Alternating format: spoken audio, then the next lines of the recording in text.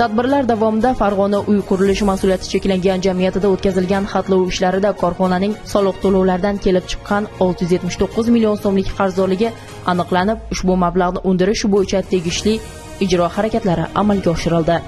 Farg'ona viloyat soliq boshqarmasi tomonidan qarzdor xo'jalik subyektlariga nisbatan yuborilgan ogohlantirish talabnomalari ijrosi 60 kun muddat ichida bajarilmagan korxonalaringizga nisbatan Soliq kodeksining 116-moddasiga asosan soliq to'lovchilarga ogohlantirish talabnomalari yuborilgan. Talabnomalar ijrosi 60 kunlik muddat ichida bajarilmagan xo'jalik yurituvchi subyektlarga nisbatan Soliq kodeksining 123-moddasi tartibida, ya'ni jamiyatning mol-mulki hisobidan undirish to'g'risida soliq organi qarorlari qabul qilinib, ushbu qarorlar ijro qilish uchun hududiy majburiy ijro byurolariga yuborilgan.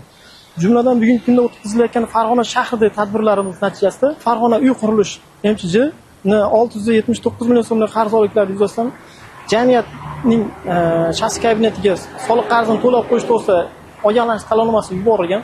Ushbu talabnoma ijrosi 60 kun ichida bajarilmaganligi natijasida majburiy ijro byurosiga jamiyatga tegishli bo'lgan mol-mulklardan undirish to'g'risida qaror shakllanib, ijro qilish uchun yuborilgan. Majburiy ijro byurosi Farg'ona shahar bo'limi hamda viloyat soliq boshqarmasi bilan hamkorlikda joriy yilning iyun oyi uchun soliq qarzini undirish bo'yicha tadbir e'lon qilingan.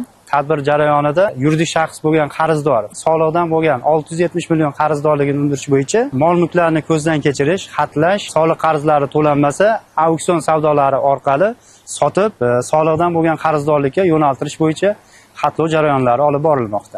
MChJning soliqdan bo'lgan qarzdorligi bo'yicha unga tegishli bo'lgan avtotransport vositasi xatlandi va bundan tashqari bino inshootlari xatlash jarayonlari olib borilmoqda.